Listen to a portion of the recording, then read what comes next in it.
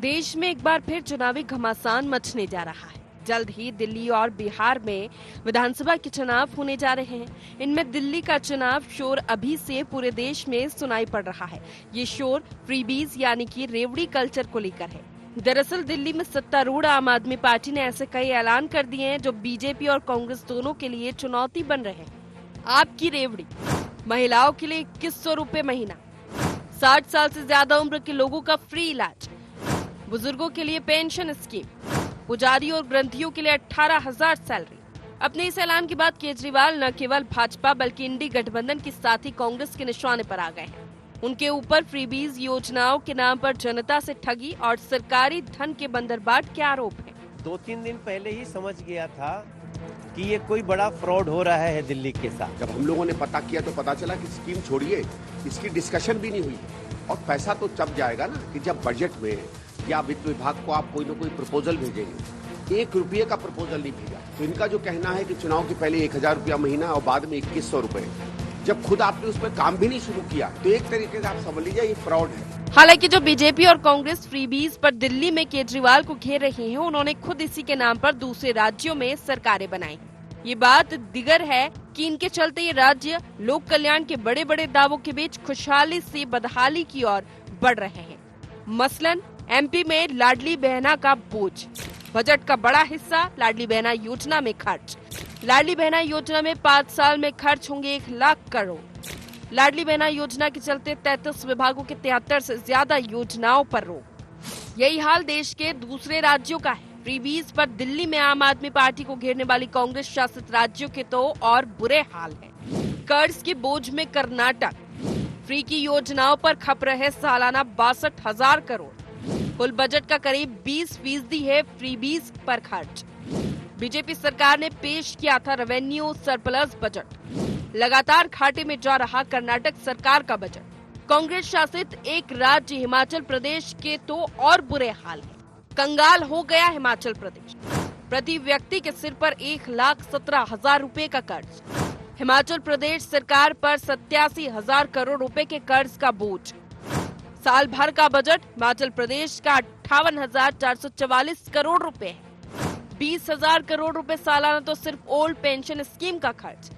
1,500 रुपए महीना महिलाओं को देने में सालाना खर्च 800 करोड़ रुपए। 18,000 करोड़ रुपया फ्री बिजली की सब्सिडी में सरकारी खर्च। मुख्यमंत्री और मंत्री को अपना ही वेतन भत्ता छोड़ना पड़ रहा है।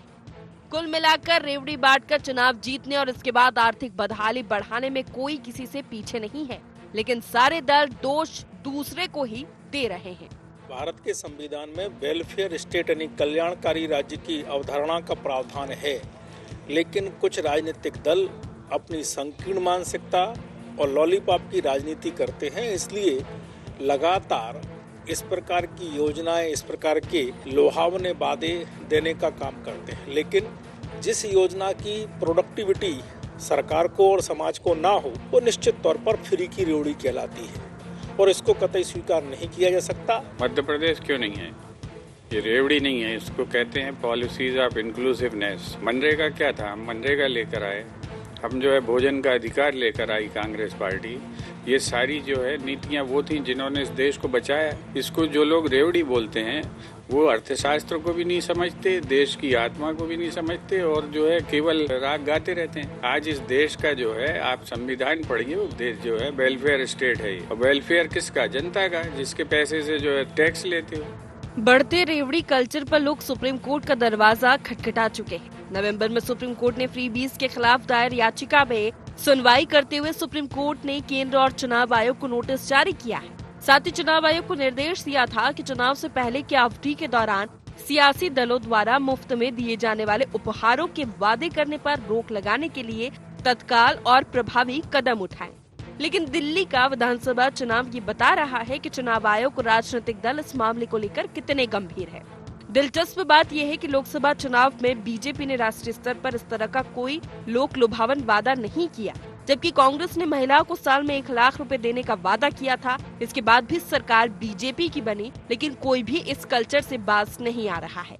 Bureau report, IND 24।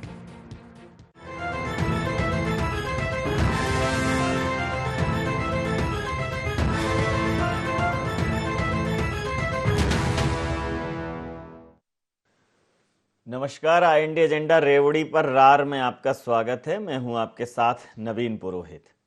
चर्चा को विस्तार देंगे, उसके पहले IND एजेंडा के मुख्य बिंदुओं की तरफ एक निगाह डालते हैं।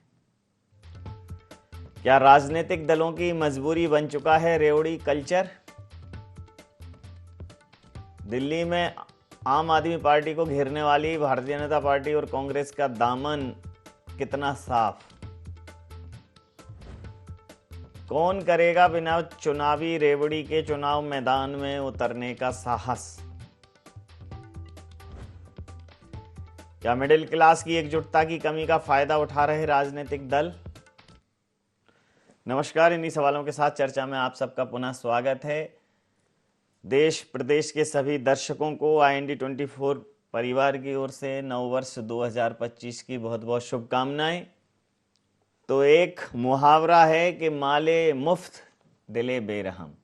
मुफ्त का माल मिले तो दिल बेरहमी से उसे खर्च करता है, या खर्च करने के मामले में दिल बेरहम हो जाता है। लेकिन माले जनता तो दिले बेशरम। जब जनता का माल हो तो दिल में बेशरम हो जाता है उन राजनीतिक दलों का जो सरकारों में बैठी हुई हैं। सरकारों का चरित्र लगभग एक जैसा है, चाहे फिर वो कांग्रेस की सरकार हो, चाहे फिर वो भारतीय जनता पार्टी की सरकार हो। और इस देश में 2012 में ईमानदारी की प्रसव पीड़ा का, या यूं कहें कि ईमानदारी की प्रसव पीड़ा से एक अत्यंत बेईमान पार्टी का जन्म हुआ, जिसका नाम है आम आदमी पार्टी, जिसने आम आदमी की तरह एक शर्ट, ओपन शर्ट पहनी, मफलर लगाया, अभी खांसी ठीक हो गई है। लेकिन जितना ढोंग, जितना दिखावा इस पार्टी ने किया, जो अन्ना हजारे वो हो गए किनारे, वो हो गए बेचारे। और अरविंद केजरीवाल जी ने डिक्टेटर की तरह इस पार्टी को थामा, और कभी बिजली का मीटर जोड़ना, कभी दिल्ली के पूर्व मुख्यमंत्री को, स्वर्गीय पूर्व मुख्यमंत्री शीला दीक्षित के लिए तमाम अपशब्द बोलना, उल्टी सीधी बात करना, और जब आ गए तो एक कार्रवाई नहीं करना, जेल भेजेंगे। ऐसे व्यक्ति का व्यक्ति खुद ही जेल में रह के अभी सामने आया है। अब हर महिला को मिलेंगे 2100 रुपए, हर व्यक्ति के खाते में जाएंगे इतने। यहाँ मध्य प्रदेश में 3000 रुपए, हिमाचल में 1500 रुपए, वहाँ 2000 रुपए। क्यों भाई, क्यों मिलेंगे, क्यों देंगे? क्या वो वृद्धाएं? सामाजिक अवधारणा में क्या है? पेंशन क्या थी कि जिस व्यक्ति ने 60 साल 62 साल सरकार की, समाज की सेवा की हो, उसकी जवाबदेही सरकार की है। पेंशन है। निराश्रित वृद्धावस्था पेंशन कोई नहीं है, समझ में आता है। संबल, आकस्मिक कोई दुर्घटना हो गई, मृत्यु हो गई, जो काम कर सकता है उसको काम कराइए, काम मुहैया कराइए। चिल्ला रहे हैं हम 80,000 लोगों को राशन दे रहे हैं, 80,000 लोग 2 वक्त की रोटी के मोहताज हैं। पूरे विश्व में ये संदेश जा रहा है, और इसमें कोई दूध का धुला नहीं है। मैं तो कह रहा हूं कि कोई धुला है ही नहीं, दूध तो बहुत दूर की छोड़, पानी का धुला नहीं है कोई। हमाम में, फ्री बीज के हमाम में सारे नंगे हैं, सभी पार्टियों के लोग। तो इसी मुद्दे पर करेंगे चर्चा। अजय सिंह यादव जी प्रवक्ता हैं मध्य प्रदेश भारतीय जनता पार्टी के, हमारे साथ हैं। अमित शर्मा जी प्रवक्ता मध्य प्रदेश कांग्रेस के हमारे साथ हैं। सुरेश शर्मा जी वरिष्ठ पत्रकार हमारे साथ हैं, और अभी वर्तमान में आपको एक पत्रकार संघ का राष्ट्रीय अध्यक्ष बनाया गया है। आपके इस मनोनयन के लिए, आपकी इस नियुक्ति के लिए मैं आपको बहुत बहुत बधाई देता हूं। सार्वजनिक रूप से, on record, on paper, on channel, on screen. हालांकि आजकल ये इम्प्रेशन कम ही बचा है। तो सीधा सवाल, रेवड़ी पर रार क्यों है? रेवड़ी कड़ाकेदार, धनिया मसालेदार। आप भी तो, जब आप ताजिए निकलते हैं चुनावों के, तब आप भी तो चिल्लाते हैं अमित जी। ये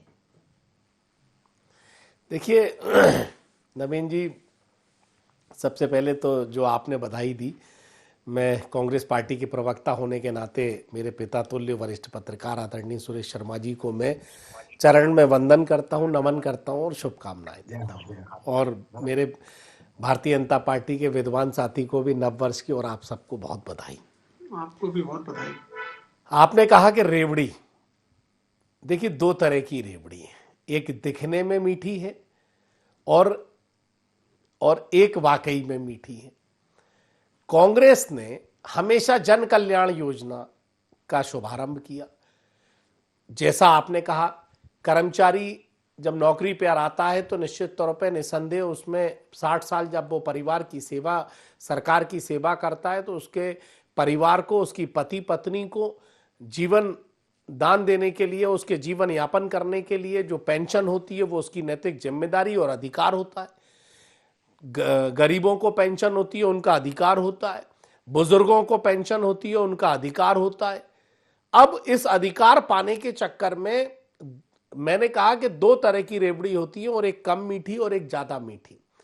कम मीठी पर आलोचना हो रही है कि एक भी नहीं, कड़वी दिखेगी नहीं आपको।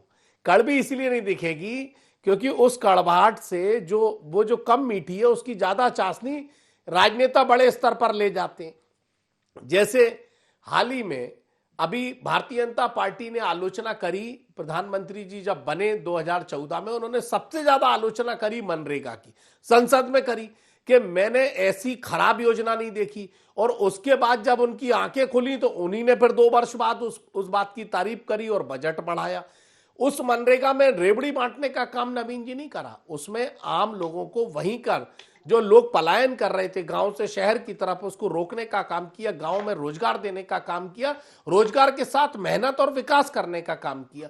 ये वो कांग्रेस का रेवड़ी कल्चर था। भारतीय जनता पार्टी का रेवड़ी कल्चर अपने बड़े बड़े फोटो लगवाना, 5 किलो अनाज देना, 5 किलो धनिया देना, 5 किलो चावल देना और उसमें से भी 2-2 किलो कम करना, और बाजरा जितना सामान नहीं है उससे बड़ा फोटो लगाना, और बड़े बड़े करोड़ों रुपए के बैग बनाना और अपना प्रचार करा के आदमी को देना।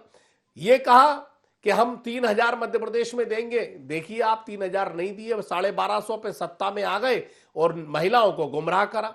किसानों को कहा कि धान का पूरा मूल्य, ये बताइए ये देना सही है कि नहीं है, ये बताओ मुझे। देखिए जनता के मूल अधिकार हैं, ये देना उन जो वाकई में इसके लाभान्वित हैं, जिनको इसकी आवश्यकता है, उसका देना है। क्योंकि हम एक कंपनी नहीं चला रहे, हम एक सरकार चला रहे। देना उनको खराब है कि जो वाकई में अडानी, अंबानी और तमाम जैसे नीरव मोदी से लेकर मोदी जी के नाक के नीचे 9 लाख करोड़ रुपए लेके भाग गए, उन पर कोई टिप्पणी नहीं है। गरीब आदमी पर अगर कांग्रेस ने कोई काम कर दिया, कर्नाटक में 2500 रुपए दे दिए। एक अंतिम बात नवीन जी, अरे बीजेपी को दिक्कत ये है कि दो आदमी सुने थे जो बड़े बड़े चमत्कारी थे, उनसे बड़ा चमत्कारी केजरीवाल आ गया।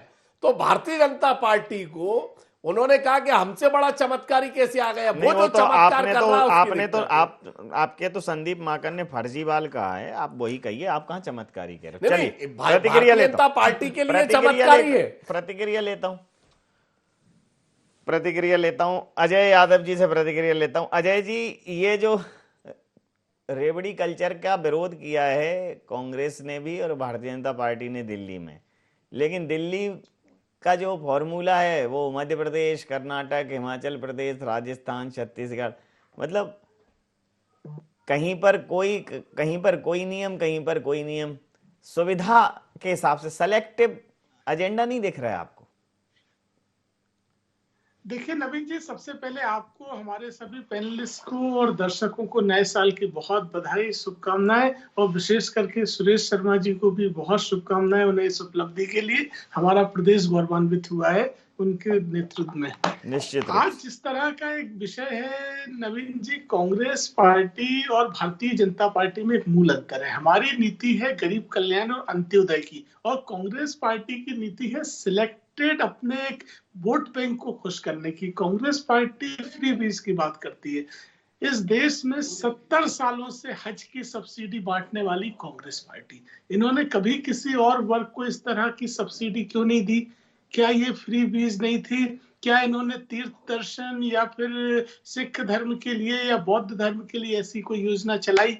नहीं। तो कांग्रेस पार्टी ने सबसे पहले फ्री बांटने की योजना की शुभारंभ करी अपनी तुष्टीकरण और मुस्लिम वोट बैंक को साधने के लिए। और जब हमारी सरकारें आई तो हमने गरीब कल्याण और अंत्योदय में कहीं भेदभाव नहीं किया। जितनी भी योजनाएं हैं, चाहे प्रधानमंत्री आवास हो, चाहे राशन योजना हो, चाहे अन्य जितनी भी योजनाएं, सभी समान रूप से सभी को मिलती हैं। और हमने वो वादे पूरे किए जो हमने किए थे। मध्य प्रदेश में कांग्रेस के नेता कहते हैं कि लाडली बहना योजना तो चुनाव होते ही बंद हो जाएगी और लोकसभा के बाद तो बंद होनी ही होनी है। लेकिन वो हमारी सरकार है जिसका दृढ़ संकल्प है और लगातार प्रदेश की 1,30,00,000 बहनों को योजना का लाभ मिल रहा है, किसानों को लाभ मिल रहा है। दूसरी तरफ कांग्रेस पार्टी हिमाचल प्रदेश में वेतन नहीं बांट पा रही है और देश भर में लोकसभा चुनाव के पहले 8,600 रुपए फ्री देने का वादा करने वाली कांग्रेस पार्टी कम से कम अपने 3-4 राज्यों में वादा पूरा कर देते। राहुल गांधी तो कहते थे ना कि हर परिवार को मिलेंगे, कौन सी गारंटी कहलाती थी वो 8,600 वाली। तो आपने झूठ बोला, भ्रम फैलाया, फिर भी जनता आपके जाल में नहीं फंसी। दूसरी तरफ भारतीय जनता पार्टी का ये मानना है कि अगर सरकार की वित्तीय स्थिति है तो जनता के हित में इस तरह की योजनाएं ठीक है। ये अर्थव्यवस्था में ही पैसा घूमकर आता है और कहीं ना कहीं ग्रामीण अर्थव्यवस्था और साथ ही ऐसे वर्ग जिनकी वित्तीय स्थिति खराब है उनके पास पैसा आता है जिससे समाज को लाभ होता है। और मध्य प्रदेश सरकार ने जो योजनाएं चलाई हैं वो पूरी तरह हमने अपनी वित्तीय स्थिति के अनुसार चलाई हैं।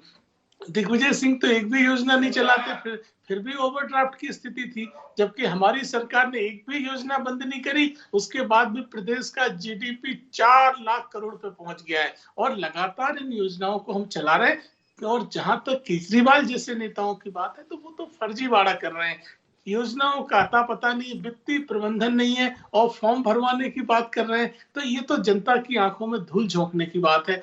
शराब घोटाले के आरोपी नेता आज जनता को झूठ बोले तो ये चीजें नहीं चल सकती हैं। अब दिल्ली की जनता जागरूक है, केजरीवाल जैसे नेताओं का सफाया होगा और मध्य प्रदेश में लगातार जनता को सौगातें मिलती रहेंगी। प्रधानमंत्री मोदी जी का एक ही मिशन है, किसी भी तरह से गरीब कल्याण होना चाहिए।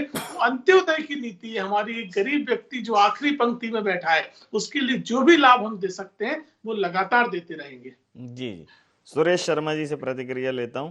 सर, ये देखिए, सबकी अपनी अपनी सुविधाजनक परिभाषा है। हम करेंगे तो गरीब कल्याण है, जन कल्याण है, और दूसरा पैसा देंगे तो पब्लिक में का पैसा वो मार्केट में ही आएगा। लेकिन मुझे लगता है कि श्रम से अगर पैसा अर्जित हो, श्रम का अपना एक मूल्य है। आप जो पैसा दे रहे हैं, जो श्रम नहीं कर सकते, क्योंकि आपको एक ऐसी आबादी को भी सपोर्ट देना ही है, जो युवा आबादी है। आज से 30-40 साल बाद का जो मध्य प्रदेश का सिनेरियो है उसमें यूथ से ज़्यादा आबादी फिर बुजुर्गों की होगी। तो उस समय आपको उन्हें स्वास्थ्य की सुविधाएं देनी पड़ेंगी, पेंशन, सामाजिक जो जितनी न्याय की योजनाएं हैं उन सबको उनके लिए संचालित करना ही पड़ेगा। लेकिन जो काम कर सकते हैं उनके लिए कोई योजना नहीं, उस पर फोकस करना पड़ेगा। और ये जो फ्रीबीज है इस पर नियंत्रण लगाने के लिए कोर्ट का रुख किया है। मुझे लगता है कि चुनाव आयोग को, माननीय न्यायपालिका को इसमें स्वसंज्ञान भी लेना चाहिए। देखिए, एक बात तो सबसे पहले तो ये कहेंगे कि राजनीति इस समय सारे स्तंभों पर भारी है और वो जो निर्णय ले रही हैं हम उनके आसपास घूमते रहते हैं और मीडिया की ताकत है जिसके कारण आप बोल रहे हो। और आपने ये स्पष्ट और सही दिशा पकड़ी है कि क्या चीज लोक कल्याण की श्रेणी में आती है और क्या चीज रेवड़ी की श्रेणी में आती है। जैसे हम लाडली बहना योजना को लेते हैं तो मैं व्यक्तिगत रूप से ये बात मानता हूं कि ये भी एक रेवड़ी की संज्ञा में जाती है और केजरीवाल जितना बांट रहा है वो तो 100% रेवड़ी की संज्ञा में जाती है। लेकिन यदि मनरेगा है तो वो रेवड़ी की संज्ञा में नहीं जाती, क्योंकि उसके अंदर आपने काम कराया है और उस काम का आउटपुट लिया है। ठीक है, भ्रष्टाचार एक अलग विषय है कि हमने कम कराया या मशीनों से करा लिया और क्या उसका आप बांट दिया, ये एक अलग बात है। ये उसको परिष्कृत करने का मामला है योजना को, लेकिन वो योजना जो है वो रेवड़ी नहीं है, क्योंकि लोगों को रोजगार उपलब्ध कराना लोक कल्याणकारी सरकार का काम है। अब दूसरी बात ये आती है कि जैसे अनाज बांटा जा रहा है तो ये अनाज बांटना भारत की अर्थव्यवस्था के भविष्य के लिए उचित है। ये मेरा मानना ये है कि जब हम तीसरी अर्थव्यवस्था में जाएंगे और फिर हम ये कहेंगे कि हमारी 80 करोड़ लोग गरीबी के नीचे हैं, गरीबी की रेखा के नीचे हैं, तो आपकी उस बात को कोई मानेगा नहीं, विश्व मानने को तैयार नहीं होगा। तो ये 5 साल तक जो है हम तीसरी अर्थव्यवस्था विश्व की बनेंगे और 80 करोड़ लोग गरीबी रेखा से बाहर हो जाएंगे। पीडीएफ का भी बड़ा मामला एकदम इसके बाद आएगा और मुझे लगता है कि एक बड़ी योजना की तरीके से ये 80 करोड़ लोगों को मुफ्त अनाज 5 साल और दिया जा रहा है। तो ये चीजें यदि आर्थिक संरचना के साथ चलती हैं तो मुझे लगता है ये सब ठीक है। और चुनावी लाभ हानि के लिए जब कोई व्यक्ति ये कहे कि मैं ये योजना ला रहा हूं, पुजारियों को और ग्रंथियों को मैं 18,000 रुपया दूंगा, लेकिन दूंगा चुनाव के बाद। अब मैं फिर वापस एक बात पर आता हूं कि लाडली बहना योजना जो है वो मध्य प्रदेश में सरकार ने पहले देना चालू करी, महाराष्ट्र की सरकार ने पहले देना चालू करी और उत्तराखंड झारखंड की सरकार ने भी सरकार में रहते हुए लोगों को पैसा बांटना चालू करा। जनता ने भरोसा किया। आपको ये मानना पड़ेगा कि जनता किस राजनीतिक दल की बात पर भरोसा करती है कि ये कह रहे हैं तो एग्जीक्यूशन कर देंगे। ये विश्वसनीयता का भी बड़ा संकट है। और आज जो देश की अर्थव्यवस्था जिस तरीके दिशा में जा रही है, आने वाले समय में हमें केंद्र आधारित अर्थव्यवस्था की तरफ बढ़ चुके हैं, जिसके कारण हमें इस प्रकार की मुफ्त की योजनाओं से, हमारे हिमाचल प्रदेश को आप देखिए जिसमें ने ये कहा कि ओल्ड पेंशन स्कीम लेके आएंगे, ओपीएस लेके आएंगे।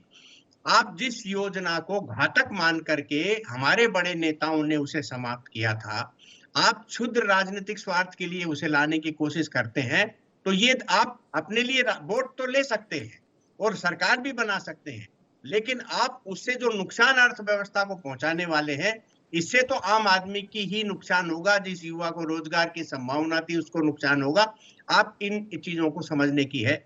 मुझे लगता है कि ये जो योजनाएं बनाई जा रही हैं, उन योजनाओं को आर्थिक दृष्टिकोण से एक बात कि भाई हमारी सीमाएं खर्च करने की कितनी है वो, और इससे हमारे युवाओं के भविष्य पर असर नहीं पड़े, इन दो बातों का ध्यान रख करके मुझे लगता है इस प्रकार की योजनाएं बनाना चाहिए।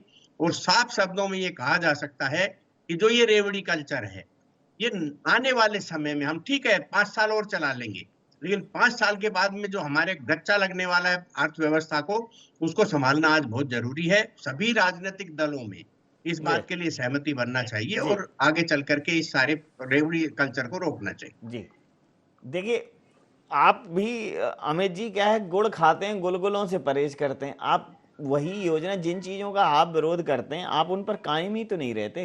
आपके भी तो एजेंडे बहुत सेलेक्टिव हैं। देखिए नवीन जी, बिल्कुल भारतीय जनता पार्टी की जगह, जैसे आपने अजय जी से कहा कि कुछ राज्यों में कोई योजना, कुछ राज्यों में कोई योजना, ये कांग्रेस नहीं करती। कांग्रेस तो कोई भी राज्य हो एक योजना की बात करती है और गरीब कल्याण को ऊपर लाकर, प्रथम दृष्टि पर लाकर, प्रथम पंक्ति में खड़े करने का काम, तो अगर सबको 1 लाख रुपए दे रहे थे हर महीने, काम अगर कोई कर रहा है, निसंदेह अगर कांग्रेस कर रही है तो मुझे गर्व है। वो तो सुनी लेकिन नहीं भारतीय जनता पार्टी क्या कर रही है? सिलेक्टेड भारतीय जनता, मैं अपनी बात देखिए, राहुल गांधी जी कुर्ते की जेब में हाथ डाल रहे, फटे कुर्ते की में, देखिए मेरा कुर्ता फटा है, और अगले मन से कह रहे हैं हम आपको 1 लाख देंगे। अब मैं अभी अपना दिखाऊं, देखिए मेरा कुर्ता फटा है, देखिए मेरा कुर्ता फटा है भाई साहब, ये देखिए फटा मुफलर डाले हूँ और चैनल चला रहा हूँ, कैसे होगा संभव? अरे ये पहने हूँ लग तक बढ़िया ब्रांडेड कपड़े। बिल्कुल नहीं, ये चलिए आपने चैनल पे इतना, आप ईमानदार पत्रकार है, आपने स्वीकार तो कर लिया। क्या भारतीय जनता पार्टी के देश का प्रधानमंत्री स्वीकार करेगा कि उसकी मां लाइन में लगी हुई है? देश के प्रधानमंत्री की मां, अजय भाई को हंसी आ रही है, अब हंसी रुक जाएगी। देश के राहुल गांधी का फटा कुर्ता तो दिखाई दिया। देश के प्रधानमंत्री की मां जब लाइन में लगी है, और देश में क्यों नहीं प्रधानमंत्री संसद में आके कहते डंके की चोट पे कि मेरा अडानी से कोई लेना देना नहीं है? कहां गई वो काले धन की बात? गरीबों को लाभ देने की बात तो रेवड़ी की बात करी। स्वयं देश के प्रधानमंत्री ने रेवड़ी का शब्द निकाला था उत्तर प्रदेश के चुनाव में, और उत्तर प्रदेश में भर भर के रेवड़ियां किसने बांटी? भर भर के पैसा किसने बांटा? पैसे में विधायकों को खरीदने का काम करोड़ों रुपए का किसने करा?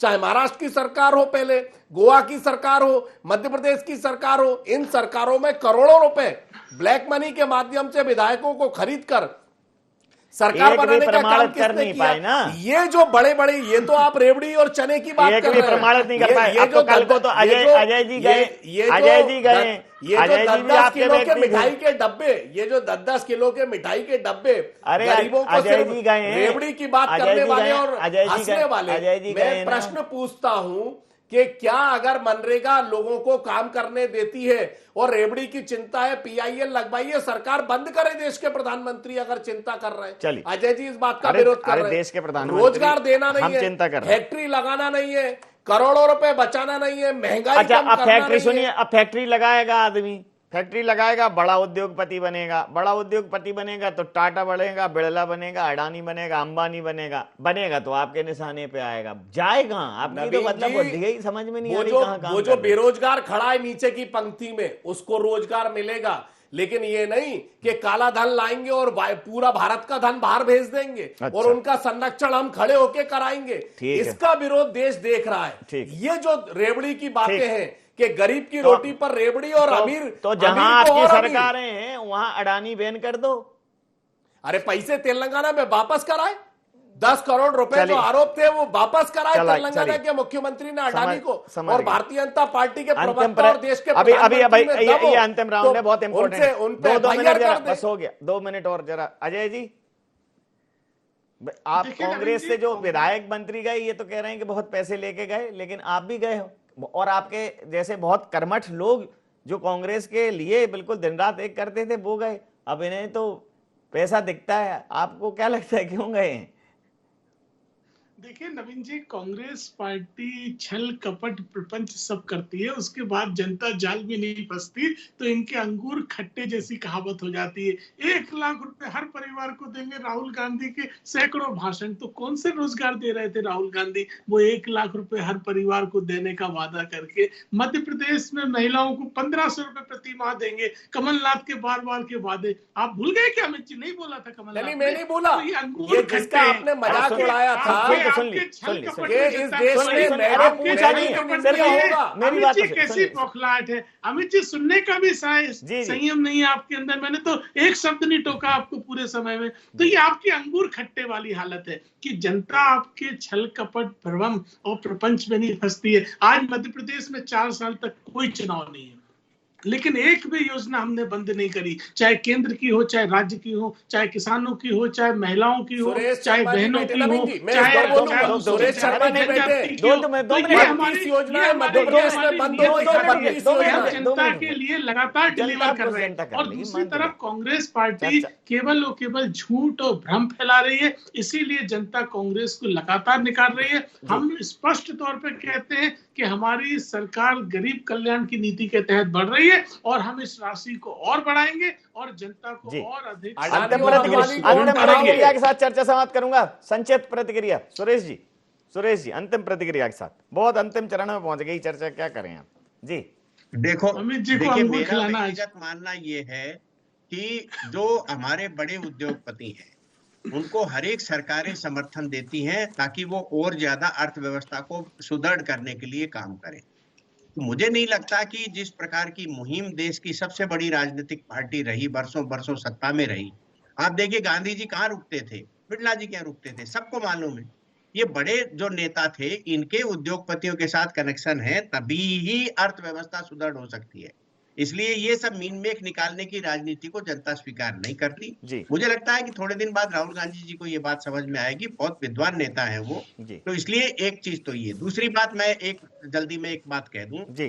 कि अर्थव्यवस्था में केवल वो जन कल्याण की योजनाएं ही लाभान्वित होंगी आने वाले समय में जिनसे गरीबी की रेखा से ऊपर आने वाले प्रकरण हो या रोजगार जनरेट करने जैसी स्थितियां हो। अन्यथा जो भी कोई बांटी जाएंगी वो सब रेवड़ियों की श्रेणी में आ जाएगी। जी, समय सीमा के चलते मैं ये चर्चा समाप्त इसीलिए करूंगा। राहुल गांधी वियतनाम गए अभी। समय सीमा के चलते मैं ये चर्चा समाप्त करूंगा। आप समस्त महानुभावों का बहुत बहुत धन्यवाद, बहुत बहुत आभार। तो फ्री बीज का जो कल्चर है, रेवड़ियों का कल्चर है, वो माले मुफ्त दिले बेरहम और राजनीतिक दल जो सरकारों में हैं वो उस पर हैं बेशरम। लगातार ऐसी योजनाओं पर पैसा खर्च किया जा रहा है जिनकी कोई प्रोडक्टिविटी नहीं है। तो उसकी जरूरत है क्या? उस सपोर्ट सिस्टम की श्रम के बदले पैसा दीजिए, ज्यादा दीजिए, किसानों को उनकी फसल का मूल्य ज्यादा दीजिए, न्यूनतम मजदूरी ज्यादा दीजिए, महंगाई रोजगार के अवसर पैदा कीजिए, और जहां सामाजिक न्याय की जरूरत हो, जहां सामाजिक न्याय और सामाजिक सुरक्षा व्यवस्था की जरूरत हो, उन पर भी पैसा खर्च कीजिए। लेकिन श्रम अकर्मण्यता फैलाकर कोई भी अर्थव्यवस्था इस विश्व में जीवित नहीं रह पाई है, और यह भारतीय अर्थव्यवस्था के लिए एक बड़ा संकट है। समय रहते नहीं चेते तो अभी ये ₹85 पे है, मुंह के बल जाके 100 पे कब शतक लगा लेगा, हम खड़े खड़े देखते ही रह जाएंगे। आई इंडिया एजेंडा में इतना ही। आप बने रहिए IND24 के साथ और देखते रहिए IND24। नमस्कार।